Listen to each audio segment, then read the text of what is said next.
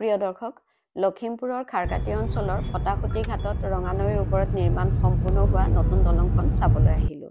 ইংৰাজী 2021 বৰ্ষৰ ফেব্ৰুৱাৰী মাহৰ 9 তাৰিখে তেতিয়াৰ বিত্ত, শিক্ষা আৰু স্বাস্থ্য মন্ত্ৰী ডক্টৰ হিমন্ত বিশ্ব শৰ্মাই ভূমি পূজন কৰিছিল।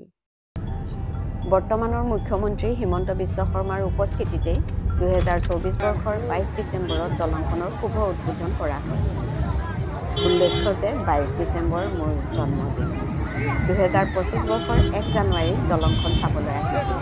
বনভোজ খাবলৈ অহা, দলং চাবলৈ অহা আৰু ৰঙা নদী সাংস্কৃতিক উৎসৱৰ আয়োজনত ব্যস্ত লোকে লোকাৰণ্য হৈ পৰা দেখি মনটো ভাল লাগি গ'ল।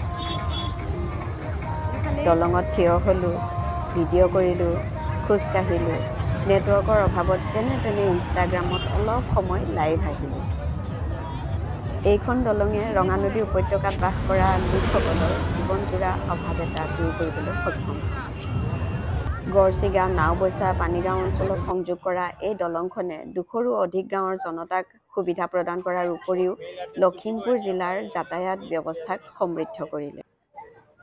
অহা 5 জানুৱাৰীৰ পৰা 12 জানুৱাৰীলৈকে অনুষ্ঠিত হ'বলগীয়া ৰঙা নদী সাংস্কৃতিক উৎসৱত অংশগ্ৰহণ কৰি সকলোৱে সমৃদ্ধ হ'ব পাৰিব বুলি আশা কৰিলোঁ। দলংখন ইপাৰ সিপাৰ হৈ মনটো বহুত ভাল লাগিল।